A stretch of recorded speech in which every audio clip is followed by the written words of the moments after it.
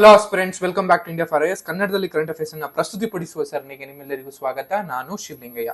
So ನಾವು ಇವತ್ತು discuss ಮಾಡ್ತಿರುವಂತ topic ಬಂದು UNDP ಅವರ ಈಕ್ವೆಟರ್ ಇನಿಷಿಯೇಟಿವ್ ಪ್ರಶಸ್ತಿ ಎನ್ನುವಂತಹ ಟಾಪಿಕ್ ಗೆ ಸಂಬಂಧಪಟ್ಟಂತಹ ಮಾಹಿತಿಯನ್ನ ನೋಡ್ತಾ ಹೋಗೋಣ.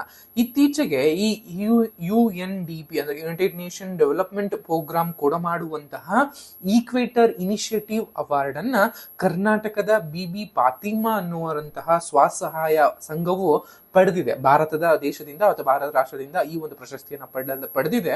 ಸೊ ಅದರಿಂದಾಗಿ ಈ ಒಂದು ಯುನೈಟೆಡ್ ನೇಷನ್ ಡೆವಲಪ್ಮೆಂಟ್ ಪ್ರೋಗ್ರಾಮ್ ಅವರ ಈಕ್ವೆಟರ್ ಇನಿಷಿಯೇಟಿವ್ ಅವಾರ್ಡ್ ಅನ್ನುವಂಥದ್ದು ತುಂಬಾನೇ ನ್ಯೂಸ್ ನಲ್ಲಿತ್ತು. ಸೊ ಹಾಗಾದ್ರೆ ಏನಿದು UNDP ಈಕ್ವೆಟರ್ ಇನಿಷಿಯೇಟಿವ್ ಅಂದ್ರೆ, ಸೊ ಇದನ್ನ ಅಂದ್ರೆ ಏನು UNDP ಈಕ್ವೆಟರ್ ಇನಿಷಿಯೇಟಿವ್ ಪ್ರಶಸ್ತಿಯನ್ನ ಜೀವ ವೈವಿಧ್ಯ ಸಂರಕ್ಷಣಾ ಕ್ಷೇತ್ರದ ನೊಬೆಲ್ ಅಂತಾನೆ ಪರಿಗಣಿಸಲಾಗತ್ತೆ. ಅಂದ್ರೆ ಜೀವ ಸಂರಕ್ಷಣಾ ಅಥವಾ ಲೈಕ್ ಬಯೋಡೈವರ್ಸಿಟಿಗೆ ಸಂಬಂಧಪಟ್ಟ ಹಾಗೆ, ಅದರ ಕನ್ಸರ್ವೇಷನ್ಗೆ ಸಂಬಂಧಪಟ್ಟ ಹಾಗೆ ಇದೊಂದನ್ನ ನೊಬೆಲ್ ಅಂತಾನೆ ಕೂಡ ಕರೆಯಲಾಗತ್ತೆ.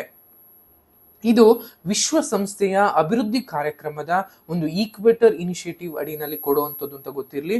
ಅದರ ಜೊತೆಗೆ ಜೀವ ವೈವಿಧ್ಯದ ಸಂರಕ್ಷಣೆ ಮತ್ತು ಸುಸ್ಥಿರ ಬೆಳಕೆಯ ಮೂಲಕ ಬಡತನವನ್ನ ಕಡಿಮೆ ಮಾಡೋದಿಕ್ಕೆ ಹಮ್ಮಿಕೊಂಡಂತಹ ಅತ್ಯುತ್ತಮವಾದಂತಹ ಕಮ್ಯುನಿಟಿ ಪ್ರಯತ್ನಗಳೇನಿದಾವೆ, ಅಂದ್ರೆ ಸಮುದಾಯಗಳು ಕಂಡುಕೊಂಡಂತಹ ಪ್ರಯತ್ನಗಳೇನಿವೆ ಅದನ್ನ ಗುರುತಿಸೋದಕ್ಕೋಸ್ಕರ ಕೊಡಮಾಡುವಂತಹ ದ್ವೈವಾರ್ಷಿಕ ಅಂದ್ರೆ 2 ವರ್ಷಗಳಿಗೊಮ್ಮೆ ಮಾಡುವಂತಹ ಒಂದು ಪ್ರಶಸ್ತಿ ಆಗಿರತ್ತೆ.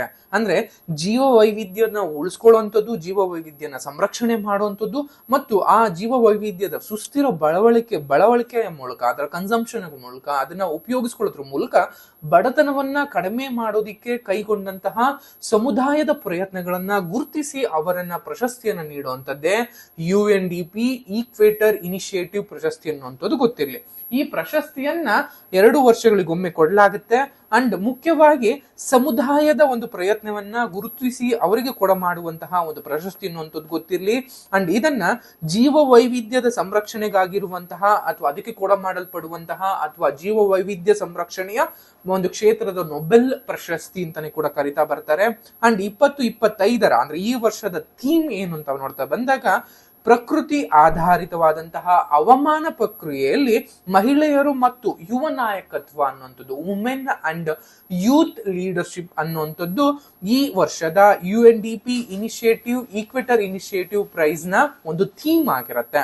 ಅಂಡ್ ಬಹುಮಾನದ ಮೊತ್ತ ಬಂದಾಗ ಪ್ರಶಸ್ತಿಯು $10,000 ಅನ್ನ ಒಳಗೊಂಡಿರುತ್ತೆ ಅನ್ನುವಂಥದ್ದು ಕೂಡ. ಇನ್ನು ಪ್ರಶಸ್ತಿಯ ಅರ್ಹತಾ ಮಾನದಂಡಗಳು ಏನೇನು, ಈ ಪ್ರಶಸ್ತಿಯನ್ನ ಗೆಲ್ಲಬೇಕಾದ್ರೆ ಇರುವಂತಹ ಒಂದು ಅರ್ಹತಾ ಮಾನದಂಡಗಳು ಏನೇನು ಅಂತ ನೋಡ್ತಾ ಬಂದಾಗ, ಈ ಒಂದು ಸಮುದಾಯಗಳು ಅಥವಾ ಸ್ವಸಹಾಯ ಗುಂಪುಗಳು ಲೈಕ್ ಯಾವೆಲ್ಲ ಏನು ಇನಿಷಿಯೇಟಿವ್ ಇರ್ತವೆ, ಪ್ರಯತ್ನವನ್ನ ಏನಿರ್ತವೆ ಅಂದ್ರೆ ಜೀವ ವೈವಿಧ್ಯದ ಒಂದು ಸಂರಕ್ಷಣೆ ಮಾಡೋದ್ರ ಮೂಲಕ ಅವುಗಳ ಒಂದು ಸುಸ್ಥಿರ ಸುಸ್ಥಿರ ಬಳಕೆಯನ್ನ ಮಾಡಿಕೊಂಡು ಬಡತವನ್ನ ಕಡಿಮೆ ಮಾಡೋದಕ್ಕೆ ತರುವಂತಹ ಏನು ಅನುಕ್ರಮಗಳೇನಿರ್ತವೆ ಅಥವಾ ಇನಿಷಿಯೇಟಿವ್ಗಳು ಏನಿರ್ತವೆ, ಉಪಕ್ರಮಗಳು ಏನಿರ್ತವೆ, ಇವೆಲ್ಲವೂ ಕೂಡ ಇಂದಿನ ಲಾಸ್ಟ್ 3 years ನಲ್ಲಿ ಅವನ್ನ ಹಮ್ಮಿಕೊಂಡಿರ್ಬೇಕು. ಲಾಸ್ಟ್ 3 ವರ್ಷಗಳಿಂದ ಅವು ಅಸ್ತಿತ್ವದಲ್ಲಿ ಇರಬೇಕು ಅನ್ನುವಂಥದ್ದು. ಅಂಡ್ ಮುಖ್ಯವಾಗಿ ಈ ಪ್ರಯತ್ನಗಳು ಅಥವಾ ಈ ಒಂದು ಅಂಶಗಳು ಎಲ್ಲವೂ ಕೂಡ ಗ್ರಾಮೀಣ ಪ್ರದೇಶದಲ್ಲಿ ಹಮ್ಮಿಕೊಂಡಿರ್ಬೇಕು. ಆ ಮೂಲಕ ಗ್ರಾಮೀಣ ಪ್ರದೇಶದ ಒಂದು ಅಭಿವೃದ್ಧಿಯನ್ನ ಗಮನದಲ್ಲಿರಿಸಿಕೊಂಡಿರುವಂತಹ ಪ್ರಯತ್ನಗಳು ಯಾವ್ಯಾವ ಇದಾವೆ ಅಂದ್ರೆ ಸಮುದಾಯದ ಪ್ರಯತ್ನಗಳು ಏನೇನಿದಾವೆ ಅವು ಆದಷ್ಟು ಗ್ರಾಮೀಣ ಪ್ರದೇಶದಲ್ಲಿ ನಿಲ್ಲಿಸಿರ್ಬೇಕು ಅನ್ನುವಂಥದ್ದು.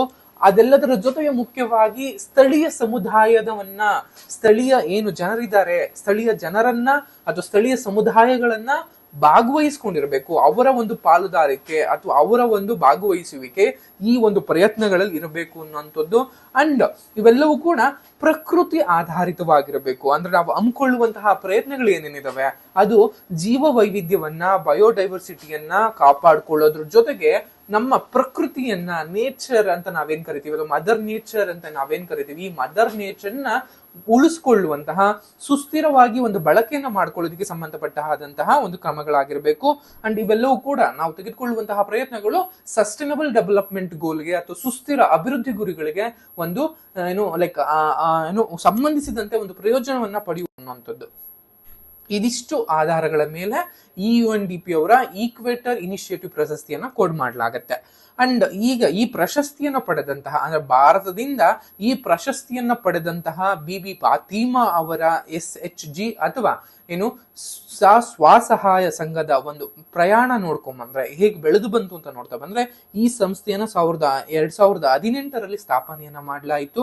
ಕೇವಲ 15 ಮಹಿಳೆಯರೊಂದಿಗೆ ಶುರುವಾದಂತಹ ಸಂಸ್ಥೆ ಇಂದಿಗೆ ಹೆಚ್ಚಿನ ಆ ಭಾಗದಲ್ಲಿರುವಂತಹ ಅಂದ್ರೆ ಉತ್ತರ ಕರ್ನಾಟಕದ ಆ ಭಾಗದಲ್ಲಿ ಹೆಚ್ಚಿನ ಮಹಿಳೆಯರನ್ನ ಈ ಒಂದು ಸ್ವಸಹಾಯ ಸಂಘದಲ್ಲಿ ಹಮ್ಮಿಕೊಂಡಾಗಿದೆ. ಅಂಡ್ ಇದಕ್ಕೆ ಮಾರ್ಗದರ್ಶಿ ಸಂಸ್ಥೆ ಬಂದು ಸಹಜ್ ಸಮೃದ್ಧ್ ಅನ್ನುವಂತಹ ಸಂಸ್ಥೆಗಳು.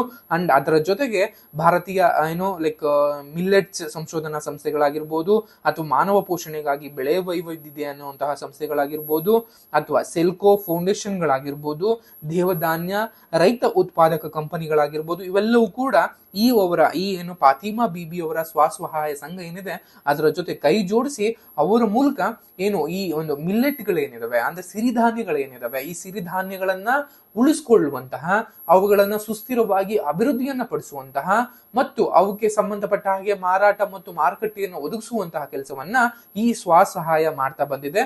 ಅದು ಮಾಡ್ತಾ ಬಂದಿದೆ. ಆಮೂಲತ ಮಾನದಂಡ ಗ್ರಾಮೀಣ ಪ್ರದೇಶದಲ್ಲಿರುವಂತಹ ಒಂದು ಬಡತನವನ್ನ ಕಡಿಮೆ ಮಾಡೋದಕ್ಕೆ ತನ್ನ ಪ್ರಯತ್ನವನ್ನ ಮುಂದುವರಿಸ್ತಾ ಬಂದಿದೆ. ಮಳೆಯಾಶ್ರಿತ ಭೂಮಿನಲ್ಲಿ ಪರಿಸರ ಸ್ನೇಹಿಯಾಗಿ ಒಂದು ಕೃಷಿಯನ್ನ ಹಮ್ಮಿಕೊಳ್ಳುವಂಥದ್ದು. ನಿಮ್ಗೆಲ್ಲ ಗೊತ್ತಿರೋ ಹಾಗೆ ಮಿಲ್ಲೆಟ್ಸ್ ಅನ್ನ ಬೆಳೆಯೋದಕ್ಕೆ ಹೆಚ್ಚಿನ ಒಂದು ನೀರಾವರಿ ವ್ಯವಸ್ಥೆಯನ್ನ ಬೇಕಾಗಿಲ್ಲ. ಅಂದ್ರೆ ಸಿರಿಧಾನ್ಯವನ್ನ ಬೆಳೆಯೋದಕ್ಕೆ ನಿಮ್ಗೆಲ್ಲ ಗೊತ್ತಿರೋ ಹಾಗೆ ಭತ್ತ ಆಗಿರ್ಬೋದು, ಗೋಧಿ ಆಗಿರ್ಬೋದು, ಕಬ್ಬು ಆಗಿರ್ಬೋದು, ಇವೆಲ್ಲವನ್ನ ಬೆಳೆಯೋದಕ್ಕೆ ಹೆಚ್ಚಿನ ಒಂದು ನೀರನ್ನ ಬೇಕಾಗಿರುತ್ತೆ. ವರ್ಷ ಪೂರ್ತಿ ನೀರಾವರಿ ವ್ಯವಸ್ಥೆಗಳು ಇರಬೇಕಾಗತ್ತೆ. ಆದರೆ ಸಿರಿಧಾನ್ಯಗಳು ಅಂತ ನಾವೇನ್ ಕರಿತೀವಿ, ಏನು ನವಣೆ ಆಗಿರ್ಬೋದು, ರಾಗಿ ಆಗಿರ್ಬೋದು, ಸಾಮೆ ಆಗಿರ್ಬೋದು, ಭೂಮ ಆಗಿರ್ಬೋದು, ಇವೆಲ್ಲವನ್ನು ಬೆಳೆಯೋದಕ್ಕೆ ಹೆಚ್ಚಿನ ನೀರಾವರಿ ಬೇಕಾಗಿಲ್ಲ. ಕೇವಲ ಮಳೆಯಾಶ್ರಿತ ಭೂಮಿನಲ್ಲೇ ನಮಗೆ ಈ ಒಂದು ಪರಿಸರ ಸ್ನೇಹಿ ಕೃಷಿಯನ್ನ ಅವಲಂಬಿಸ್ಕೋಬಹುದಾಗಿರುತ್ತೆ. ಅಂಡ್ ಕಮ್ಯುನಿಟಿ ಸೀಡ್ಸ್ ಬ್ಯಾಂಕ್ ಅಂತ ಕರಿತೀವಿ. ಅಂದ್ರೆ ಸಮುದಾಯದ ಎಲ್ಲಾ ಸಮುದಾಯಗಳು ಭಾಗವಹಿಸಿಕೊಂಡು ಅವರಿಗೆ ಸಮುದಾಯಗಳಿಗೆ ಫ್ರೀಯಾಗಿ ಬಿತ್ತನೆ ಬೀಜಗಳನ್ನ ಕೊಡುವಂಥದ್ದು. ತಮ್ಮ ಒಂದು ಬೆಳೆ ಬೆಳೆದು ಕಟಾವಾದ ನಂತರ ಅವರು ಏನು ಪಡ್ಕೊಂಡಿರ್ತಾರೆ ಅದಕ್ಕೆ 2ರಷ್ಟು ಬೀಜವನ್ನ ಅವರು ಅದಕ್ಕೆ ಹಿಂತಿರುಗಿಸ್ಬೇಕಾಗತ್ತೆ. ಆ ಬಿತ್ತನೆ ಬೀಜಗಳನ್ನ ಮತ್ತೊಬ್ರು ಕೂಡ ಸಾಲದ ರೂಪಿನಲ್ಲಿ ಪಡ್ಕೊಂಡು ಅವರು ತಮ್ಮ ಕೃಷಿಯನ್ನ ಪಡಿಸ್ಕೊಳ್ಳುವಂಥದ್ದು. ಈ ರೀತಿಯಾಗಿ ಏನು ಕಮ್ಯುನಿಟಿ ಸೀಡ್ ಬ್ಯಾಂಕ್ ಗಳನ್ನ ಅಥವಾ ಸಮುದಾಯ ಬೀಜ ಬ್ಯಾಂಕ್ ಗಳನ್ನ ಕೂಡ ಈ ಸ್ವಸಹಾಯವನ್ನು ಮಾಡ್ಕೊಂಡಿದೆ. ಅದ್ರ ಜೊತೆಗೆ ಸಿರಿಧಾನ್ಯಗಳ ಒಂದು ಪ್ರಚಾರ ಆಗಿರ್ಬೋದು, ಪ್ರಮೋಟ್ ಮಾಡೋದಾಗಿರ್ಬೋದು, ಅದರ ಒಂದು ಮೌಲ್ಯವರ್ಧನೆ, ಸಂಸ್ಕರಣೆ ಅಂತ ಕರಿತೀವಿ. ಇವೆಲ್ಲವನ್ನು ಕೂಡ ಈ ಒಂದು ಸ್ವಸಹಾಯ ಸಂಘ ಮಾಡ್ತಾ ಬಂದಿದೆ. ಆ ಮೂಲಕ ರೈತರ ಒಂದು ಮಾರುಕಟ್ಟೆಗಳನ್ನ ಸಂಪರ್ಕಿಸುವಂಥದ್ದು, ಗ್ರಾಮೀಣದಲ್ಲಿ ಎಂಟರ್ಪ್ರಿನರ್ಶಿಪ್ ಅನ್ನ ಜಾಸ್ತಿ ಮಾಡುವಂಥದ್ದು, ಉದ್ಯಮಶೀಲತೆಯನ್ನು ಬೆಳೆಸುವಂಥದ್ದನ್ನ ಕೆಲಸವನ್ನ ಈ ಒಂದು ಸ್ವಸಹಾಯ ಅಂದ್ರೆ ಏನು ಬಿಬಿ ಫಾತಿಮಾ ಅವರ ಗ್ರಾಮೀಣ ಮಟ್ಟದಲ್ಲಿ ಜೀವ ವೈವಿಧ್ಯವನ್ನ ಸಂರಕ್ಷಣೆ ಮಾಡೋದ್ರ ಜೊತೆಗೆ ಒಂದು ಬಡತನವನ್ನ ಕಮ್ಮಿ ಮಾಡೋದಕ್ಕೆ ಪ್ರಯತ್ನವನ್ನ ಕೈಗೊಂಡಿದೆ. ಈ ಎಲ್ಲಾ ಕ್ರಮಗಳನ್ನ ಗುರುತಿಸಿ UNDP ಅವರು UNDP ಈಕ್ವೆಟರ್ ಇನಿಷಿಯೇಟಿವ್ ಪ್ರಶಸ್ತಿಯನ್ನ ಈ ವರ್ಷ ಇವರಿಗೆ ಮಾಡಲಾಗಿದೆ. ಇನ್ನು UNDP ಅಂದ್ರೆ ಏನು ಅಥವಾ ಏನು ಯುನೈಟೆಡ್ ನೇಷನ್ ನ ಡೆವಲಪ್ಮೆಂಟ್ ಪ್ರೋಗ್ರಾಮ್ ಅಂದ್ರೆ ಏನು ಅಂತ ನೋಡ್ತಾ ಬಂದಾಗ, ವಿಶ್ವಸಂಸ್ಥೆಯ ಅಭಿವೃದ್ಧಿ ಕಾರ್ಯಕ್ರಮ ಅನ್ನುವಂಥದ್ದು ನಿಮ್ಗೆಲ್ಲ ಗೊತ್ತಿರೋ ಹಾಗೆ ಇಂಟರ್ ನ್ಯಾಷನಲ್ ಲೆವೆಲ್ ಅಲ್ಲಿ ಇರುವಂತಹ ಒಂದು ಸಂಸ್ಥೆ ಆಗಿರುತ್ತೆ. ಸೊ ಇದನ್ನ 1966ರಲ್ಲಿ ಸ್ಥಾಪನೆಯನ್ನ ಮಾಡಲಾಗಿದೆ ಅನ್ನುವಂಥದ್ದು ಗೊತ್ತಿಲ್ಲ. 1966ರಲ್ಲಿ ಇದನ್ನ ಸ್ಥಾಪನೆ ಮಾಡಲಾಗಿದೆ. ಸೊ ಇದರ ಕೇಂದ್ರ ಕಚೇರಿ ಬಂದು ನಿಮ್ಗೆಲ್ಲ ಗೊತ್ತಿರೋ ಹಾಗೆ USA ಅಂದ್ರೆ ಅಮೆರಿಕದ ನ್ಯೂಯಾರ್ಕ್ ನಲ್ಲಿ ಇದೆ ಅನ್ನುವಂಥದ್ದು ಗೊತ್ತಿರಲಿ. ಅಂಡ್ ಇದರ ಧ್ಯೇಯ ಬಂದು ಬಡತನವನ್ನ ಕೊನೆಗೊಳಿಸುವಂಥದ್ದು. ಅಂದ್ರೆ ಪ್ರಜಾಪ್ರಭುತ್ವ ಆಡಳಿತ, ಕಾನೂನಿನ ನಿಯಮ ಮತ್ತು ಅಂತರ್ಗತ ಸಂಸ್ಥೆಗಳನ್ನ ಉತ್ತೇಜಿಸುವ ಮೂಲಕ ಬಡತನವನ್ನ ಕೊನೆಗೊಳಿಸುವಂಥದ್ದು, ಬಡತನವನ್ನ ಹೋಗ್ಲಾಡಿಸುವಂಥದ್ದು ಈ UNDP ಅವರ ಪ್ರಮುಖವಾದಂತಹ ಮೋಟೋ ಅಥವಾ ಧ್ಯೇಯವಾಕ್ಯ ಆಗಿರುತ್ತೆ ಅನ್ನುವಂಥದ್ದು. ಅಂಡ್ ಪ್ರಮುಖ ಕ್ಷೇತ್ರಗಳು ಯಾವ್ಯಾವು ಅಂತ ನೋಡ್ತಾ ಬಂದಾಗ, ಅಂದ್ರೆ ಈ UNDP ಅವರ ಏನು ಇಂಟ್ರೆಸ್ಟೆಡ್ ಇರುವಂತಹ ಪ್ರಮುಖವಾದಂತಹ ಕ್ಷೇತ್ರಗಳು ಯಾವ್ಯಾವು ಅಂತ ನೋಡ್ತಾ ಬಂದಾಗ, ಸುಸ್ಥಿರ ಅಭಿವೃದ್ಧಿಯನ್ನು ಮಾಡುವಂಥದ್ದು, ಪ್ರಜಾಪ್ರಭುತ್ವದ ಆಡಳಿತ ಮತ್ತು ಶಾಂತಿಯನ್ನ ನಿರ್ಮಾಣ ಮಾಡುವಂಥದ್ದು, ಹವಾಮಾನ ಮತ್ತು ವಿಪತ್ತಿನ ಒಂದು ಸ್ಥಿತಿಸ್ಥಾಪಕತ್ವ ಅಂತ ಕರಿತೀವಿ, ಇವನ್ನ ನಿರ್ವಹಿಸಿಕೊಳ್ಳುವಂಥದ್ದು. ಇವೆಲ್ಲವನ್ನು ಕೂಡ ಈ UNDP ಒಂದು ಪ್ರಮುಖ ಕ್ಷೇತ್ರಗಳಾಗಿರ್ತವೆ. ಅಂಡ್ ಇದಕ್ಕೆ ಫಂಡ್ ಎಲ್ಲಿಂದ ಬರುತ್ತೆ, UNDP ಅವರಿಗೆ ಹಣಕಾಸು ಎಲ್ಲಿಂದ ಬರುತ್ತೆ ಅಂತ ನೋಡಿದಾಗ, ಸದಸ್ಯ ರಾಷ್ಟ್ರಗಳು ಸ್ವಯಂ ಪ್ರೇರಿತವಾಗಿ ಕೊಡುವಂತಹ ಕಾಂಟ್ರಿಬ್ಯೂಷನ್ ಅಂತ ನಾವೇನ್ ಕರಿತೀವಿ, ಕೊಡುಗೆ ಅಂತ ನಾವೇನ್ ಕರಿತೀವಿ, ಈ ಕೊಡುಗೆಗಳ ಮೂಲಕ ಇದು ತನ್ನ ಕೆಲಸ ಕಾರ್ಯಗಳನ್ನ ಮಾಡ್ತಾ ಬರುತ್ತೆ ಅನ್ನುವಂಥದ್ದು.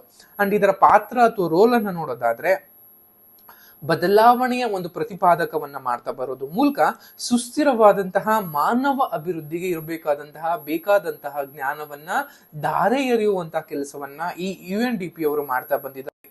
ಅಂಡ್ ಈ UNDP ಅವರ ಒಂದಷ್ಟು ಪ್ರಮುಖವಾದಂತಹ ಇನಿಷಿಯೇಟಿವ್ಗಳು ಅಥವಾ ಉಪಕ್ರಮಗಳು ಯಾವ್ಯಾವು ಅಂತ ನೋಡ್ತಾ ಬಂದಾಗ ನಿಮ್ಗೆಲ್ಲ ಗೊತ್ತಿರೋ ಹಾಗೆ ಹ್ಯೂಮನ್ ಡೆವಲಪ್ಮೆಂಟ್ ಇಂಡೆಕ್ಸ್ ಅಂತ ಕರಿತೀವಿ, ಅಥವಾ ಮಾನವ ಅಭಿವೃದ್ಧಿ ಸೂಚ್ಯಾಂಕ ಅನ್ನೋದು ಕೂಡ ನಮಗೆ UNDP ಅವರು ಕೂಡ ಮಾಡುವಂತಹ ಒಂದು ಸೂಚ್ಯಾಂಕ ಅಥವಾ ಇಂಡೆಕ್ಸ್ ಆಗಿರುತ್ತೆ. ಇದರ ಜೊತೆಗೆ ಸುಸ್ಥಿರ ಅಭಿವೃದ್ಧಿ ಗುರಿಗಳನ್ನು ಕೂಡ UNDP ಅವರೇ ನಮಗೆ ಕೊಟ್ಟಿರುವಂತದ್ದು. ಅಂಡ್ ಏನು ಲಿಂಗ ಅಸಮಾನತೆ ಸೂಚ್ಯಾಂಕ ಅಂತ ಕರಿತೀವಿ, ಅಂದ್ರೆ ಜೆಂಡರ್ ಇನ್ಇಕ್ವಾಲಿಟಿ ಇಂಡೆಕ್ಸ್ ಅನ್ನುವಂಥದ್ದು, ಇವೆಲ್ಲ ಇಂಡೆಕ್ಸ್ ಗಳನ್ನ ಮಾಡುವಂಥದ್ದು, ಬಿಡುಗಡೆ ಮಾಡುವಂಥದ್ದು UNDP ಅವರು. ಇವು ಕೂಡ ನಮಗೆ ಎಕ್ಸಾಮ್ ಪರ್ಸ್ಪೆಕ್ಟಿವ್ ಇಂದ ಬೇಕಾಗಿರುತ್ತೆ. ಸೊ ಇನ್ನು UNDP ಅವರ ಈಕ್ವಿಟರ್ ಇನಿಷಿಯೇಟಿವ್ ಪ್ರಶಸ್ತಿಗೆ ಸಂಬಂಧಪಟ್ಟಂತಹ ಮಾಹಿತಿ. Thank you.